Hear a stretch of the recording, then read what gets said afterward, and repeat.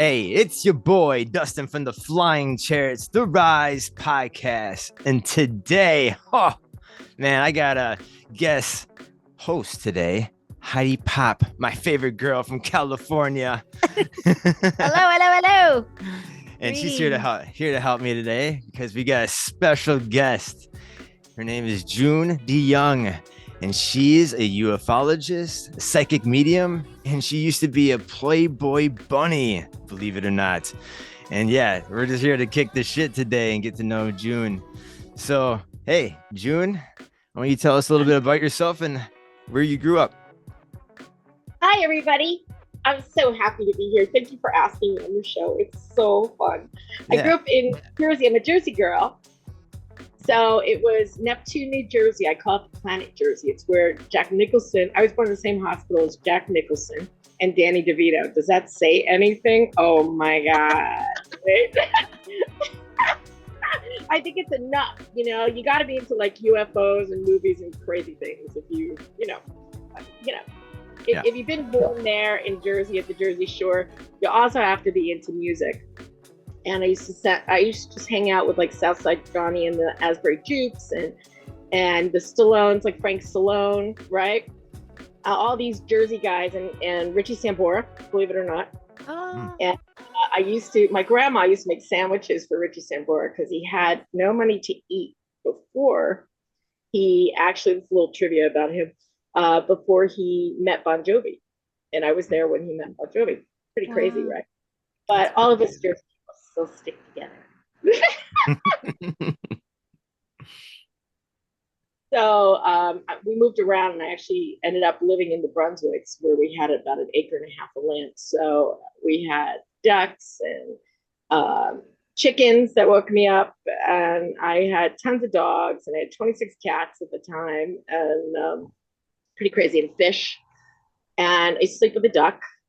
My friend, by the way, wrote a little thing on the Crazy Ones, an episode of the Crazy Ones about ducks, because we used to go feed the ducks when I used to counsel him and his company. I did that for years, from 1998 till he met that last woman, and then we all were pushed away from him. So I wasn't around it, but he was one of my best friends, and loved that I was into animals when I was growing up. And bunnies, of course. I had bunnies, baby bunnies. Oh, how wasn't that kind of like the precursor there, like of your future? Tell me, my uncle Bob, he passed. It's a really crazy psychic phenomenon thing about how he passed on. When I was like 6 or 7, he passed on, but he gave me my first stuffed bunny, a purple bunny, and I made clothes for it. And I used to design clothes, and later became a clothing designer for MTV and Tina Turner. What is that White Wedding song? I can't think of the guy's name. Billy Idol. Idol. There you go. Hold on. I used to have to make his pants. Pretty crazy, right? Yeah. So I made bunnies clothes when I was a little girl, and I made my Barbies clothes. I became a Barbie for Mattel. So all these little things that you do when you're a kid, you think are going to end up being nothing. And later on, who thought? Who thought I'd be a model for Mattel? I go on an audition, and they went, "Oh, you're wearing our color," and I was just wearing red, right? I had no idea, but it was Mattel red, and I was between a girl, and I had like gone head to head, I would have had the job if it wasn't for her getting the job for me. And then she got in an accident the morning she was going to work. And I was like, oh my God, they called me up like the day that I was supposed to start, or she was supposed to start. Right? And they said, you're on. You got to get on a bus and go to New York from Jersey. So I commuted by bus or train to New York to work for Mattel because she hurt her foot and ankle, and she couldn't drive to the job.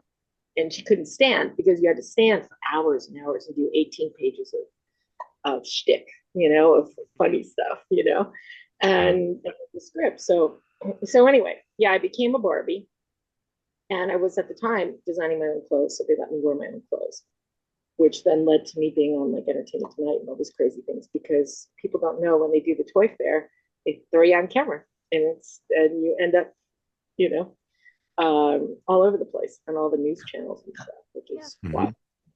So for making clothes, but making clothes for my bunny, that was a really big, right?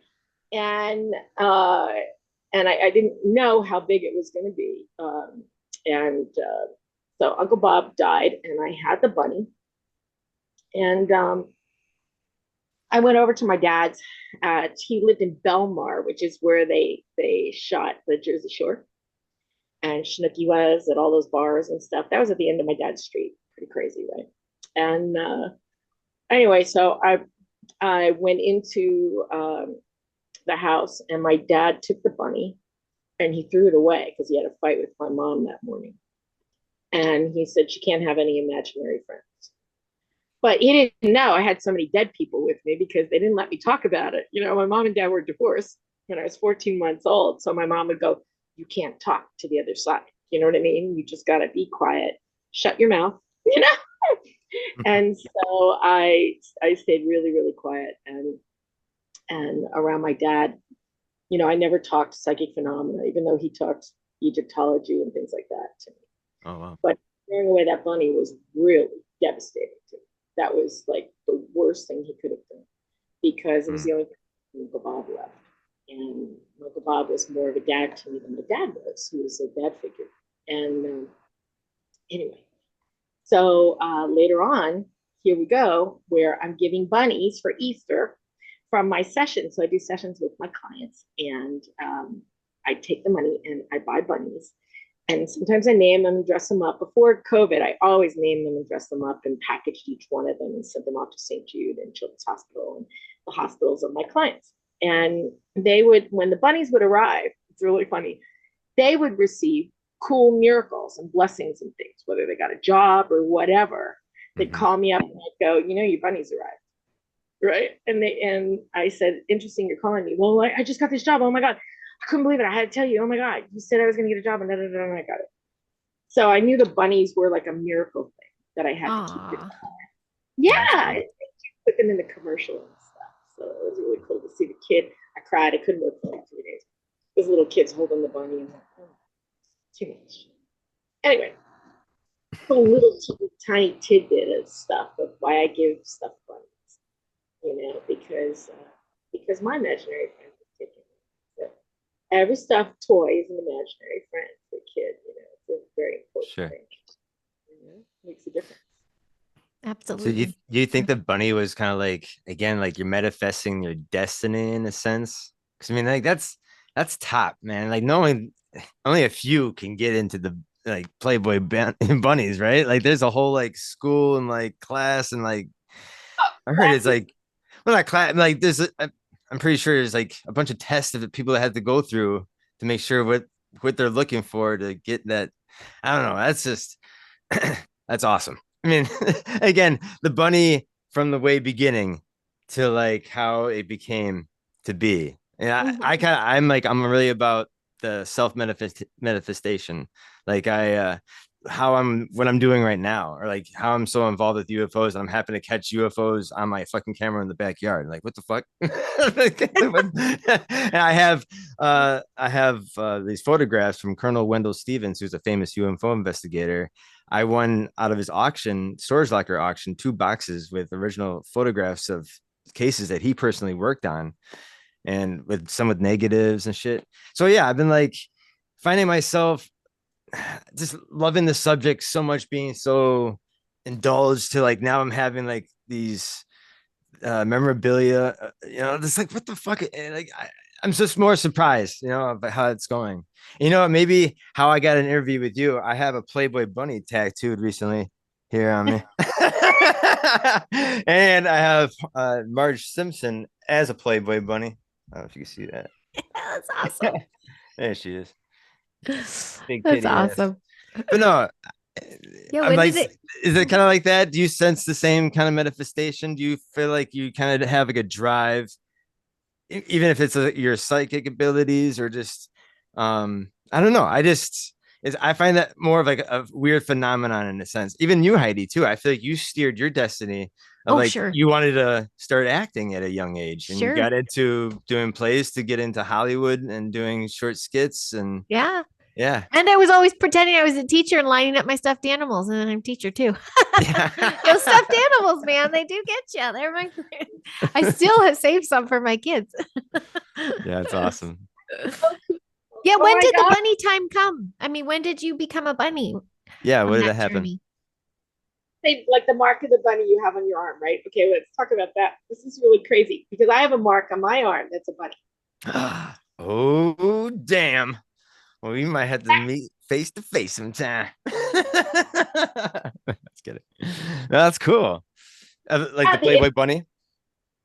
it's yeah, the vaccination mark. Hugh Hefner saw it. He couldn't believe it. This was after I became a bunny. When we were in LA, he saw a photo of me, and it was taken by a Brazilian photographer. And I actually have it, and I might have given it to you, but anyway, it shows my arm and it's sort of like a Jim Morrison haircut of me, right? Anyway, like No, you that's could great. little Playboy bunny logo in the vaccination mark. Mm. You still can today, which is really an amazing thing.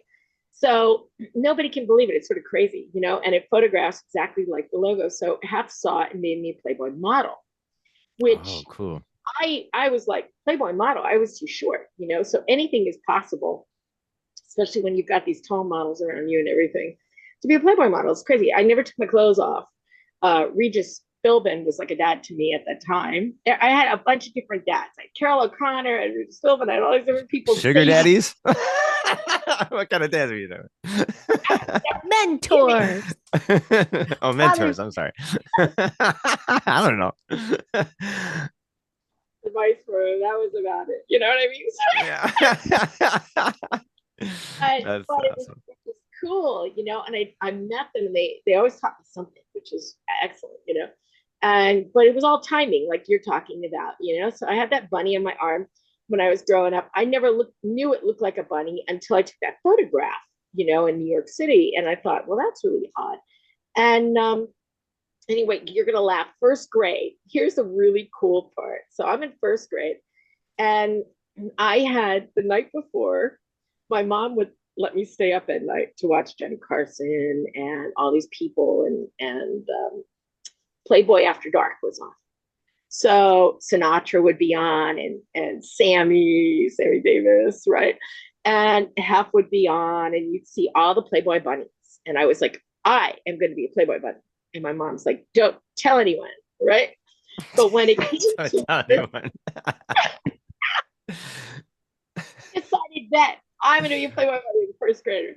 So talk Wow. about me, right? So First grade. I just Terrify your parents. Or they would be like, oh, it's lucrative. She's like, her dad would be like, at least it's not a hustler. Oh, my Yeah. dad was at the Playboy Club. Cut me a break. All the women wanted my dad. It was amazing. They're like, your dad Oh, can't be that. damn. Okay. My dad looked really young until he died. It's really amazing, you know, and it's really funny. But anyway, so yeah, all the women wanted, but and he was at the Playboy Club. My stepmom wasn't having it. She was like, "Why does your daughter do this?" You know. Anyway, so it became a really big deal. But so in first grade, I watched that and I was manifesting it, and we were all seated alphabetically. It's hilarious. So the guy next to me, Steve Herrick, I remember his name, and anyway, Steve was to the left of me, and uh, he said, "Oh, I'm going to grow up and be this and that and this and this and this, and that's what I'm going to do." Blah, blah, blah.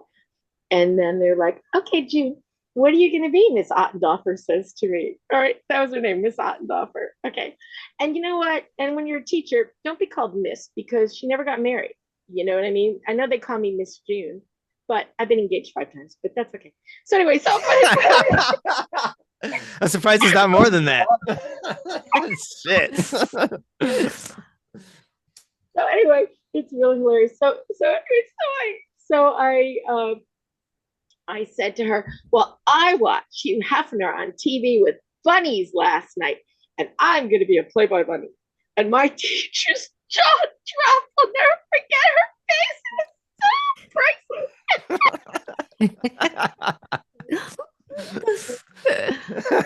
Aw. And then it happened. Boom, boom, boom.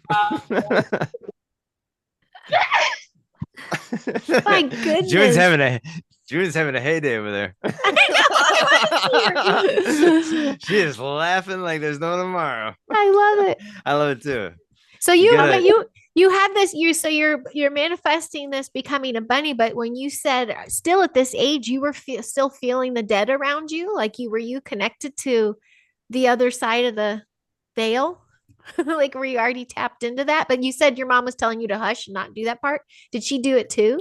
Or did you bring it back up when you were an adult after Playboy and just kind of like found yourself and talking to the dead? I was talking to the dead from when I was a little teeny baby in, with a mobile above of little orange butterflies. I remember the little orange butterflies floating above me. I remember back to 14 months of age. Is that crazy stuff? Wow. Because okay. And he's like, that's the day your mother left. Wait a minute.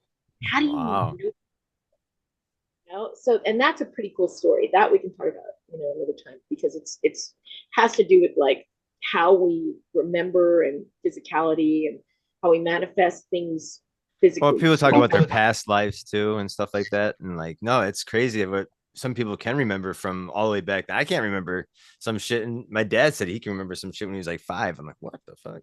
Oh yeah. Yeah. I take something called IP6 from Jarrah, which is great for dementia and Alzheimer's. And I don't have that, but just to preface, right?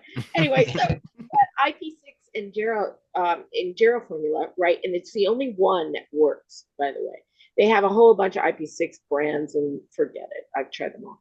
But that one stimulates the brain and it'll keep you going. It keeps you creative. And it also is anti-cancer. So it will take, in friends of mine and my assistant even at the time, it took their tumors and just shrunk them to nothing. I believe it. Yep. Yeah, it takes stage 4 cancer and can reverse stage 4 cancer. I mean, it's really a truly amazing thing. That takes time, but it works. And I don't know if you do chemo, you know what I mean? But these are people that haven't done chemo. So, which I find interesting, and I'm not promoting it or anything except to say that it brought my memory in my brain. It stimulated my brain. And it's great for your eyes and your heart and your everything. Yeah, I should be the poster child. But anyway, so I, and I told my dad and my dad was like, well, that's natural chelation, like chelation therapy that people pay like $80 or $90 a shot, and they, well, it's not a shot, but it's a time, you know what I mean? Each time they go, and it is intravenous normally, and it's expensive. You sit there and you read a book or whatever, and you leave, and it's chelation, takes out the heavy metals and stuff like that. It also grows through your hair, but it won't grow it on a female's chest. Isn't that good? Well, thank God. There's enough bearded women around here. Well, I work at the hospital. I've seen a lot of that.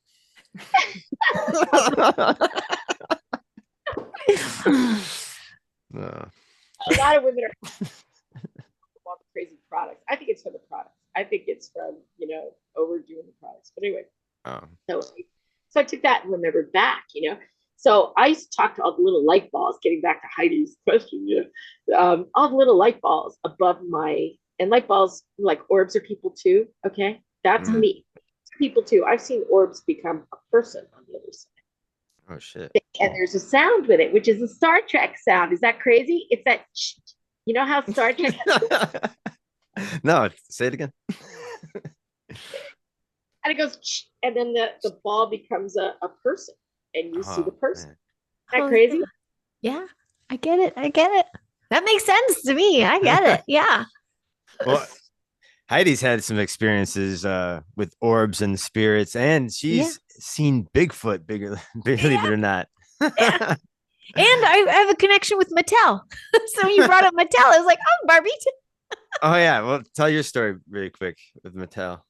Oh, it was well 99 Chicago, and I did the toy convention, like she was saying. Yeah. Just at a weekend at the toy convention, like cutting the ribbon. It was Barbie for president. It was before we turned to 2000. So they made like this millennial Barbie. So I had to wear the outfit and cut the ribbon. And Oh, then that's retro tight. bowling Barbie. That was my favorite because I was brunette. Those were the only Barbies I took pictures. That's But awesome. I got a paycheck from Mattel. Hey,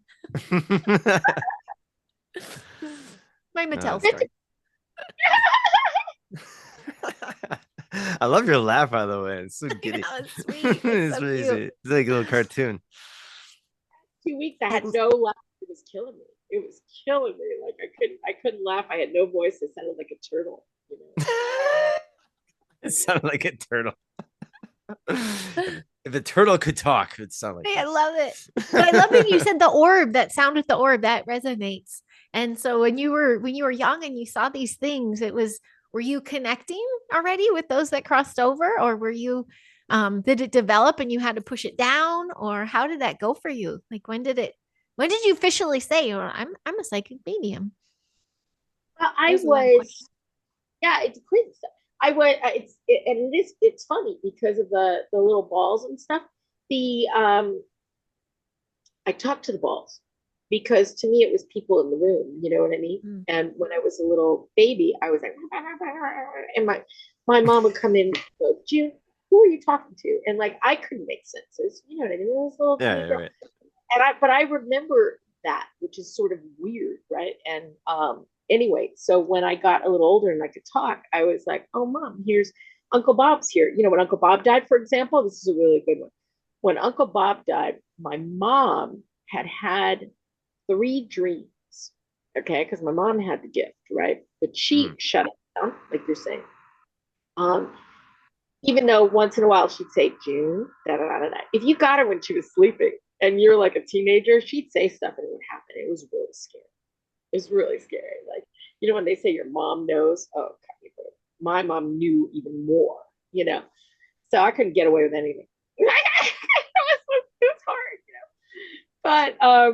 but the thing was she saw my Uncle Bob dead in a casket, but she didn't know it was Uncle Bob. She couldn't see the Mm. face. She saw everybody crying. And so she woke up in the first dream. And, you know, I'm 6 or 7 and I run to her bedroom and she's like, oh my God, someone's gonna die in the family. Oh my God, oh my God. And she says, I saw this casket and we're walking up to the casket and a man's in it and da da da da da. And then they're like, go back to sleep. And so she goes back to sleep and she goes deep. So then she starts seeing all the relatives in the front row and you know what I mean? She's seeing more, right? So it gets deeper. So they give her what years ago we called nerve medicine. You like that? What our parents took, right? Which was like a liquid, um, go to sleep liquid. You know what I mean? It's like Oh taking yeah. Like NyQuil? Or alcohol. Oh, Rum. don't know. It was like an orange with a apothecary bottle. You know what I mean? A apothecary bottle, a little black top and stuff. It was like some orange, but I don't know what it was. Oh But they my gave her God. That's that some Jesus gone, juice or something. gone. And then she had a third, and she couldn't see. She had what we call psychic blindness, which Hmm. is really crazy cool. You know, that means as a medium, you're like really deep, like trance state. Is it like remote viewing in a sense? In a way, yeah. Well, it's like going to the future. Like so, Okay. it's Okay. She goes that far. Okay. She's an wow. oracle. Wow.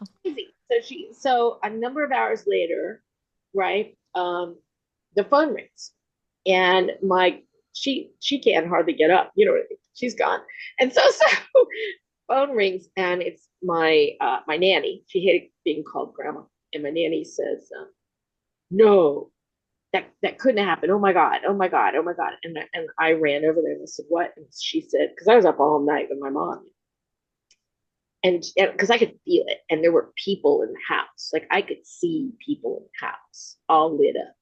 you know. Kind I of like the see sixth people sense.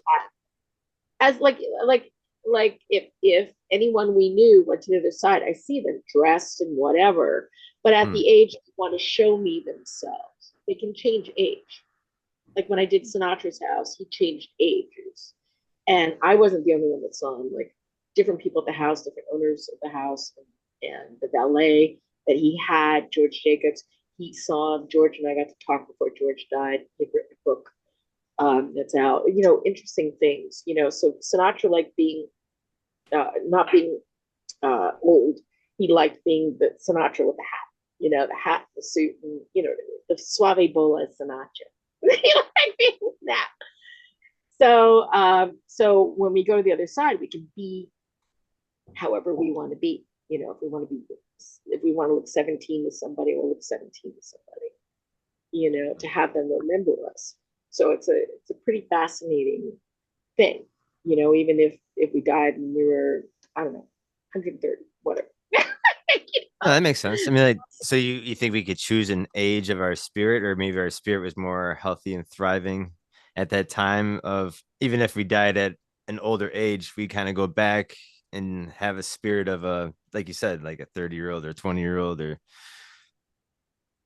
Exactly. okay. Exactly. That's how it works. That's awesome. I'd probably go Fascinating. back when I'm like 18. I don't know. Still the even if like there's some like kind of law in the spirit world where hey, you can't touch that spirit. Too young. Gotta be 18. Yeah. I don't know. Oh, my But no, goodness. you ever hey June, have you ever heard of or even Heidi, have you ever heard of stone tape theory? Stone tape theory? Yeah, in the paranormal world. No, I No? have not. Have you, June? No, no, no, Okay. no. Well, it's a theory that I just heard of recently, and it's kind of interesting of like the fact that we see ghosts in certain rooms or certain places that are haunted. Say like the person died in that area and their soul left through the ceiling or through the wall and it kind of left its imprint. So when the living comes back into the room, it kind of activates its last kind of message or last thing. Because you've seen there's stories of the ghost kind of having the same loop de loop kind of, same thing they're doing over and over again, you know, seem to walk in certain spots all at the same time. It's kind of like routine. Like they had a routine in life that kind of like you get to see the last glimpse. So they're saying like the wall itself records the last of our being because it's like energy. We have this Hmm. energy that kind of like needs to go somewhere. And if it has to leave a little imprint, kind of like a little splash of ectoplasm, I don't know what the That's what I fuck. was picturing. You're That's right. what I was picturing. Actually, I'll talk about this later, but yeah, this like something that left it on the wall, and I just thought that was so interesting hearing that theory, and it's been studied too, and like yeah, because you feel kind of sad for a soul that has to kind of be trapped in this room for all eternity, like holy Christ, I hope that's kind of like hell right there. That's not cool. 'Cause I would at least hope my soul could fly out to like outer space and visit other planets or travel the world or I don't know, like, or if reincarnation. There's stories of awesome reincarnation stories of like this girl in India that was like told her parents when she was like 5 years old that she was once a woman at this village not too far away, and she had a family over there, and she starts barking off all the names of this family, and they're like, there's no way these people, and there's okay, show us, and then she goes and shows her family where her town is, and then goes up to the door and starts knocking at the door and start kind of rattling off, okay, you're my husband, and that's my uncle, my aunt, cousins, and shit. Just Wow. yeah, like that shit is gnarly.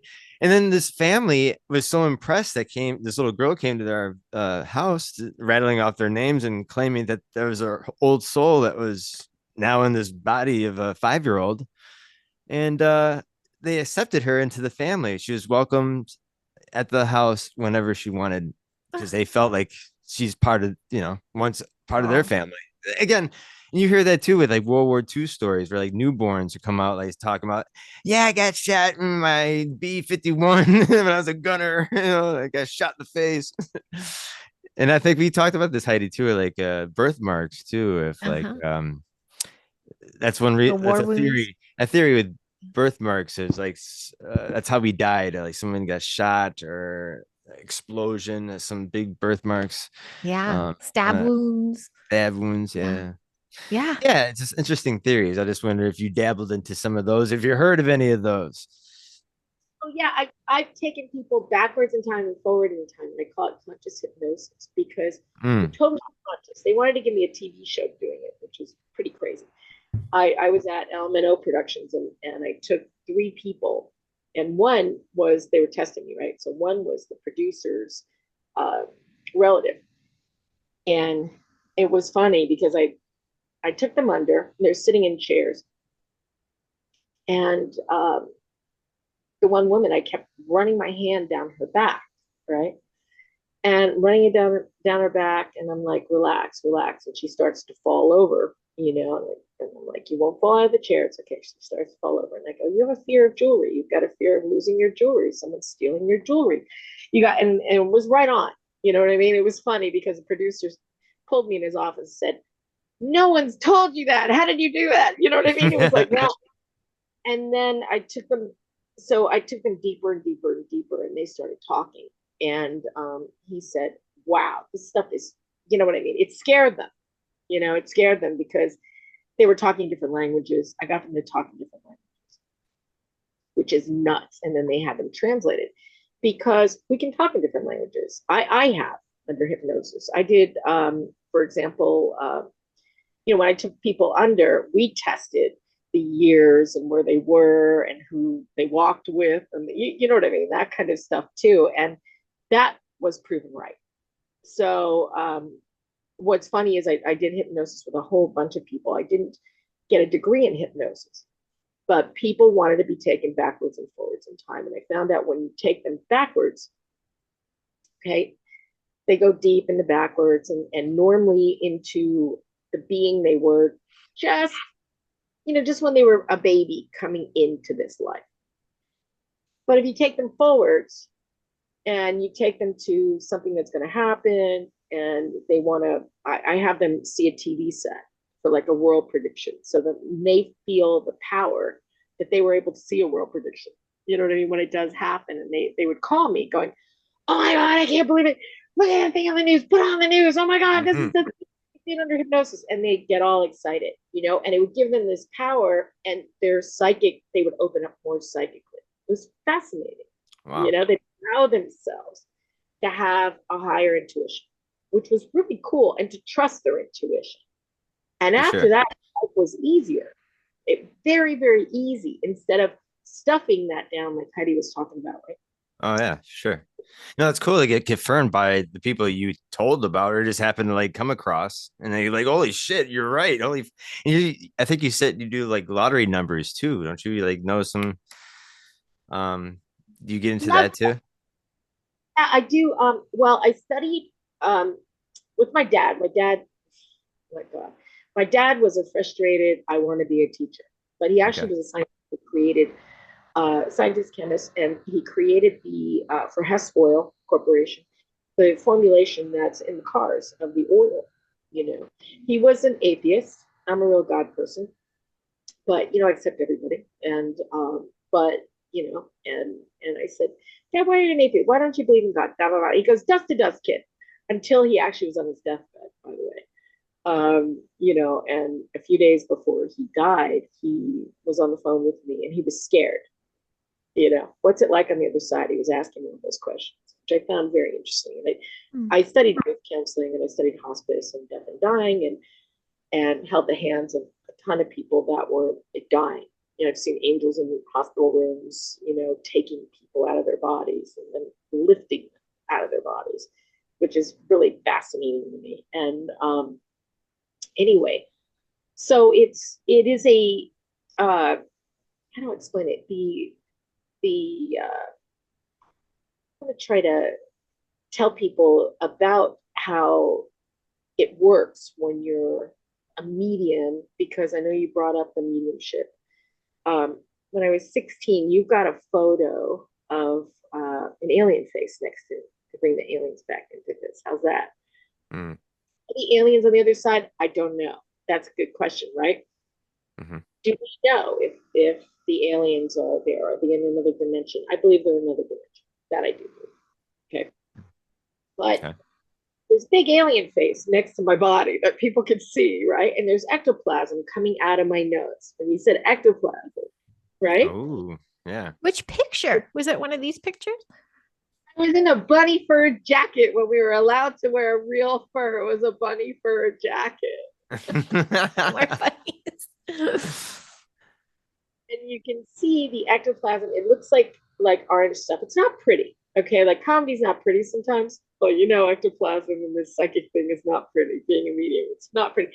And I studied with mediums after I was modeling, because all photographers were like, there are these things next to you, like clouds. There are these. Let me show you the pictures. And they'd show something come into the photo, and then it would be like you'd see me like posing, right? There's some of me in the street, and Oh, I got you. Here, hon. Oh, I got it. I got the pictures here. I'm in a white outfit, and you can see a big face next to me and then a small face. Now, I didn't know there were faces like that until Danny Aykroyd did this, The fog, right? the kind of fogginess on that one side there.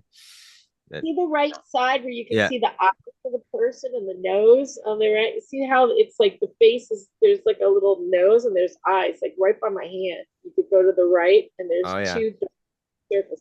That's the eyes, and there's the nose, and the face is like sort of sideways. Yeah, that's it. Yeah, isn't that interesting? And so there are a Got few his photos mouth like, open. That's right? crazy. That's crazy looking. And there's another one here. The one on the left with the eyes and the nose, and there's a big chin, and then there's a big one over between my feet. See the nose between my feet? Oh yeah. With the cheeks. There's two. Now I didn't see them until I went to the Society of Psychical Research, because Danny Aykroyd was on News Center 4 in New York. Oh, cool. And Oh, I love Danny. Me too. I love that guy. Yeah. and he was on, and he was talking about, you know, ectoplasm and how he went to the Society of Psychical Research. So I went there to study, and they gave me all these mediums. And you know, when you talk about lotto numbers, they introduced me to all these different people. A guy who did Curlian photography, he passed on. Dickerson is his last name. Anyway, he did model numbers from Curlian photography, and I was like, "Get out! That's too cool." And so, Some anyway, ectoplasm of some it of was there, the ectoplasm. See, there's I got a few old pictures. Wow. Heidi, if you never seen some of these, No. I'm actually having a guy that's been on my podcast once and he's coming back, and he has videos of him surrounded by people, and he does this. He gets into a trance and then he opens his mouth and this thing comes fucking flying out of his mouth and it lands on the ground and it starts moving around and shit. I'll send you a video. I just edited one. Yeah, it's for real. Wow. Dang. I mean, It's coming out of this dude's nose and shit. that's why I said it's not pretty. You know? Look at this one. But, this one's gnarly. What? right? Holy smokes. Yeah, right. That's just crazy looking. The alien. Sorry, keep going. And that's how they then formed the actual, you know, in the pictures like you saw next to my body. And a lot of times, you know, they'll be with me. I'll be like, okay, somebody with me, show up in the pictures, and they will, and they'll freak the photographers out. Pictures to choose from sometimes. Because if you really get on with a photographer, your energy together can manifest things. You know, an ex-boyfriend actually, who was into UFOs and aliens, never told me at the time. This was when I was sweet 16, that photo that you're going to show. So when I was sweet 16, he took me out and he threw me in the woods. No joke. What boyfriend takes you in the woods? Right? What? He's a musician. He's like, let's take a picture. We're gonna take a picture of you. Da, da, da, da, da. We can't do it at your mom's house. Let's put you over here in the woods and I'll take a picture. And he did. And that's when you see that alien face. Next to me, when he saw the picture, he told me of all See if I of can his find it. encounters. And this was later in LA. And the other weirdest thing was he started working for Hugh Hefner in LA. He got a job for Hugh in LA. Now, isn't that a weird connection? I think I got it. Here's that picture. There it is. Oh yeah. Look at the picture on the left. Look at the nose and everything and the eyes. And see the ectoplasm coming out of my nose going all the way up above. Oh God. Wow. Face to my Holy yeah. crazy rabbit fur little jacket. It's pretty nuts, huh? Yeah, that's funny. That's crazy.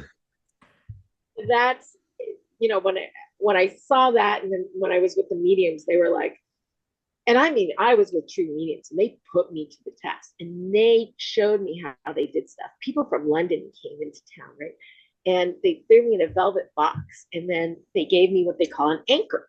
So I always had an assistant when I did trance mediumship, because you want that anchor outside that will stay strong. So you know that if you're having a problem getting back into your body, because you're like leaving your watching your body, but you got to get back in. I channeled Jim Morrison for VH1. I had to get back in. That's my cat, Bear.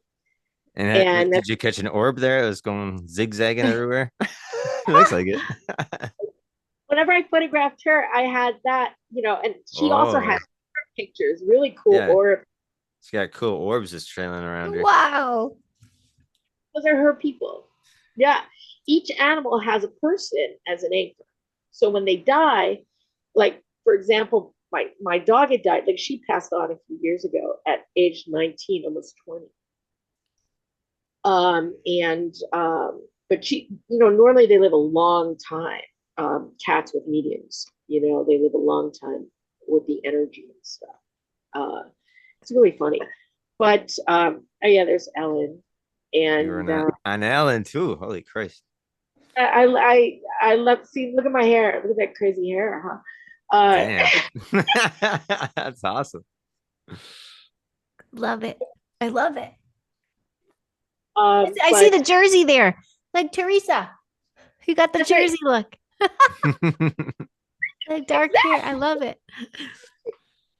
Yes, I always had big hair. Oh my God. But yeah, from the 80s on, I met her when I was selling a show that I produced called Vibrations of the Known and the Unknown. They just knew me as a TV host, right? They didn't know I was a psychic asking the astrologers and everybody that would help me later, and the mediums and astrologers, and about psychic phenomena, right? So I always stayed cool because Regis had me with Connie Chung at ABC, learning how to be a broadcaster for the news. So I was with John Stossel, and I was a lot of famous news. Larry King was a good friend of mine, became a client of mine. Wow. Yeah, Larry is so great.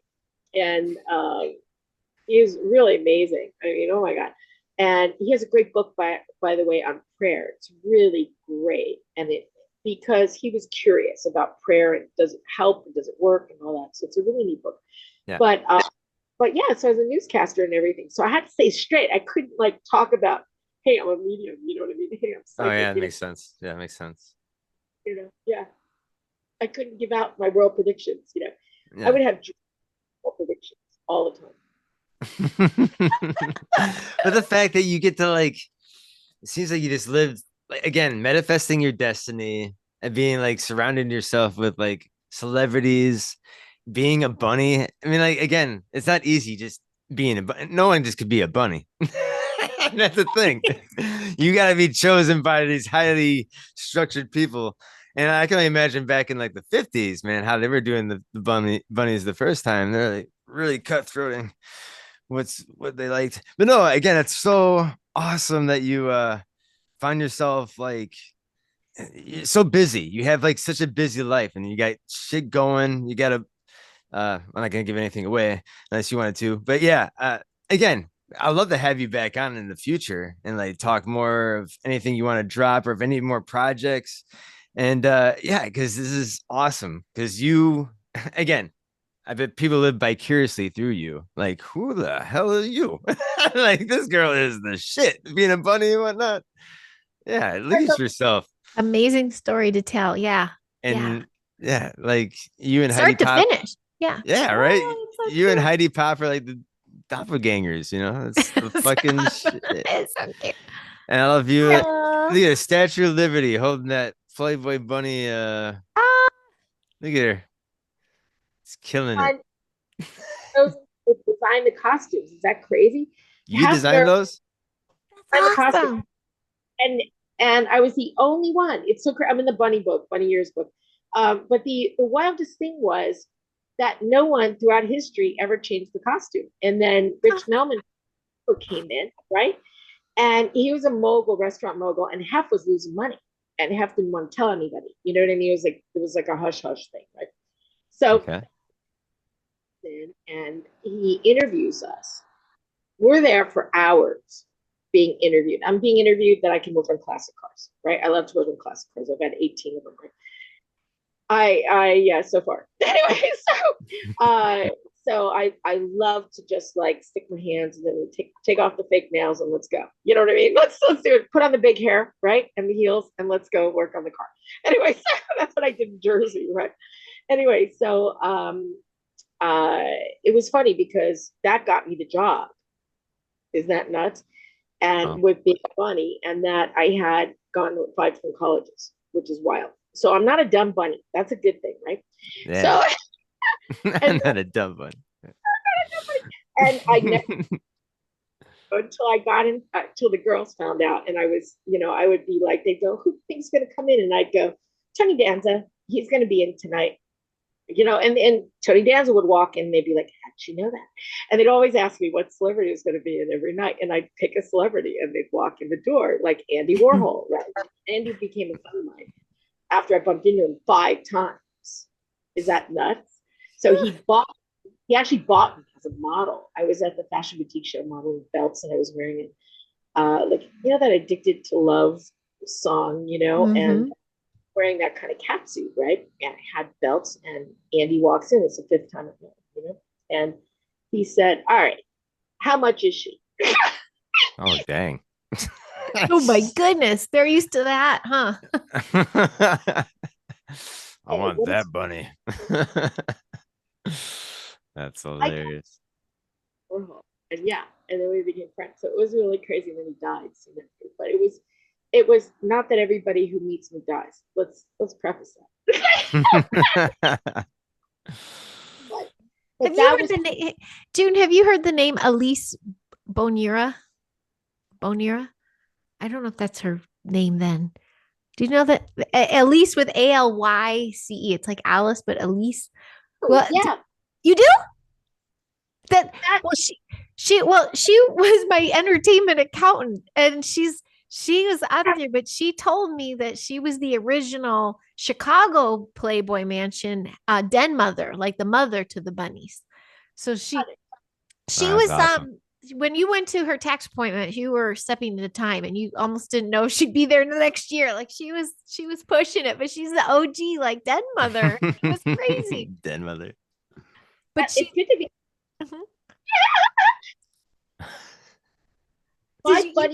You knew that name though, or you knew of her?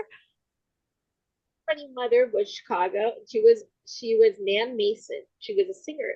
She still is singer in Chicago, and really great singer. I mean, what an amazing bunny mother I had. It's cool to have a bunny mother, and she was cool. It and it sounded like an amazing job. Yeah, like sounded like you're everybody's mother. Out of 8,000 people, getting back to Dustin on this one, 8,000 people, right? Okay. Crazy that only 52 of us were chosen that went through. Wow. I had to do 3 months of training every day. I had to work because I didn't know if I was going to get the job or not, so I was going to get an apartment there. So I commuted, right? And I'd be there for hours on my feet and everything. And I mean, if your nails weren't done or, your hair was out of place or your whatever, you didn't enter the floor. I mean, it was a big test. So you had to be tested on everything from emergency stuff. You had to know your champagnes, your wines, your this, your that. You had to know if somebody comes in drunk, like an NBC executive tape, you call on your bodyguards. And I had 4 bodyguards, no joke. And I would have to click stand up, and they would be and they would carry the guy out. They carried out one of the heads of NBC. It was hilarious. Anyway, because he wanted to touch the body. You don't touch the body. Anyway, so don't touch the body roll, right? But yeah, Hafner, when I first got hired and got interviewed, they said, "Oh, you do fashion?" And I said, "Yeah." They said, "Can you do 30 different designs?" And the last one I did was a Statue of Liberty bunny, and they let me see that. Isn't that crazy? They go, "You're going to be the Statue of Liberty." I'm like, "What? I'm going to be what? What are you talking about?" So anyway, yeah, I'm the only one that changed the bunny costume, and then I designed for the covers of Playboy.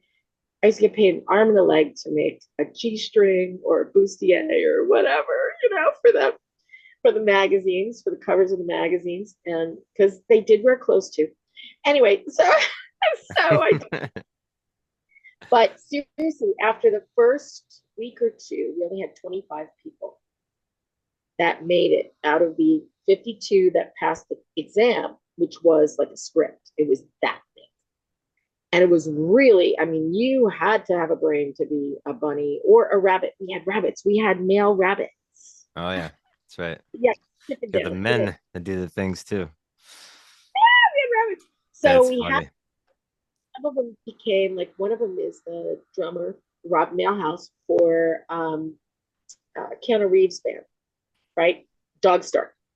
Anyway, so that's Rob. He was a rabbit, and they don't like when you talk about that. What are you going to do? And Chris Bodie, the trumpet player, who toured with Sting, and he just Chris Bodie's been with everybody, Paul Simon at the time, and all of that. Boy, Chris was in the hip hop bunny band behind me when I did my fashion show. It's more my style.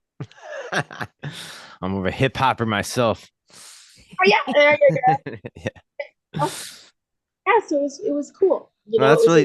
That's again, I think that you accomplished so much and you're still doing so much. I think that's so cool, and we're here to support that. But hey, I think we're running out of time here. We did a full hour. That was super dope, June. I can't thank you enough for just joining us and just kicking the shit with us, because I just love interesting people who have interesting lives, and the fact that you dabble into UFOs and you're a psychic medium says a lot. So, and you're a Playboy bunny. Oh my god, I think it's my dream. I think I manifested that one with that 2 tattoos of Marge and the bunnies. Yeah, I even got what the hell is his name? Oswald the Lucky Rabbit. Walt Disney's first creation before Mickey Mouse. So I'm old school. 1920, that bitch. Now hold on. But hey, I just want to say thank you again. Hey, stick with me for 2 more minutes.